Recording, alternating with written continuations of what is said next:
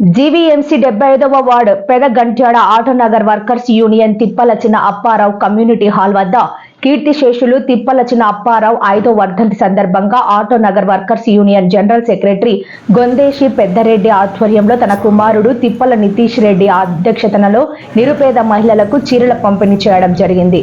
ఈ ముఖ్య అతిథిగా గాజువాక మాజీ శాసనసభ్యులు తిప్పల నాగిరెడ్డి, పెందుర్తి మాజీ శాసనసభ్యులు తిప్పల గురుమూర్తిరెడ్డి, 74వ వార్డు కార్పొరేటర్ తిప్పల వంశీరెడ్డి, వైసీపీ గాజువాక సమన్వయకర్త తిప్పల దేవన్ రెడ్డి పాల్గొని వారి చిత్రపటానికి పూలమాల వేసి నివాళులు అర్పించారు.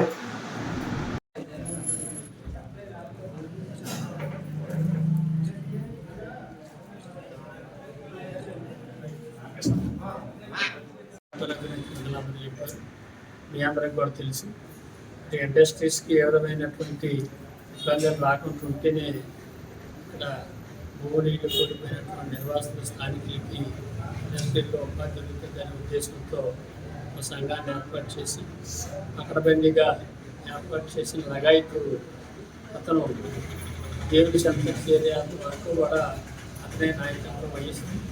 ఏ ప్రాబ్లం వచ్చినా రాజకీయాలకు అతీతంగా అన్ని రాజకీయ పార్టీల సహకారం కూడా తీసుకుంటూ ప్రాబ్లం సాల్వ్ చేయడం మనకు అందరికీ తెలిసినటువంటి విషయమే. అలాగే పక్కనే ఉన్నటువంటి గాజువాక వర్తక సంఘానికి కూడా అతను పెట్టిన లగాయతు అతను ప్రమాదించే వరకు కూడా అతనే వర్తక సంఘ అధ్యక్షుడిగా ఉన్నాడు.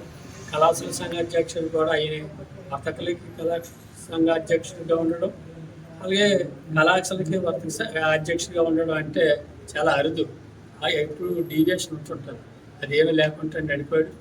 అది చిన్నపారకే సాధ్యపడ్డది, ఎవరికి సాధ్యం కాదు. మరి ప్రజలందరికీ కూడా తను శక్తి మేరకి సహకరించి సాయం చేసి ప్రజలను మనవి పొంది మరి చిన్న వయసులోనే దేవుని పిలుపు మేరకి దేవుని చెంతకు వెళ్ళినప్పటికీ చెన్నప్పారావు గారి 5వ వర్ధంతి సందర్భంగా ఇక్కడ ఈ ప్రాంతంలో ఈ కార్యక్రమం ఏర్పాటు చేసినటువంటి పెద్దరెడ్డి గారు మరి ఈ కార్యక్రమంలో పాల్గొన్నటువంటి మాజీ శాసనసభ్యులు తిప్పల నాగిరెడ్డి గారు, మరో మాజీ శాసనసభ్యులు రెడ్డి గారు, కార్పొరేటర్ అయినటువంటి వంశీరెడ్డి గారు, అలాగే తిప్పలప్పారావు గారు కుమారుడైనటువంటి నితీష్ రెడ్డి గారు, మరి వీళ్ళందరూ కూడా ఇందాక పెద్దలు గురుమూర్తిరెడ్డి గారు చెప్పినట్టు ఈ ప్రాంతంలో మంచి సేవ చేసినటువంటి వ్యక్తి చెన్నప్పారావు గారు. ఏదైనా పని అంటే ముందుండి ప్రజలను కానీ అధికారులు కానీ అందరూ పరిగెత్తించి మరి పనిచేసేటువంటి వ్యక్తి.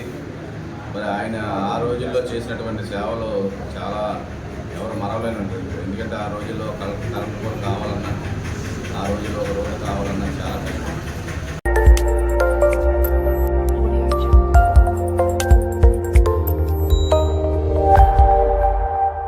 Audio Jungle.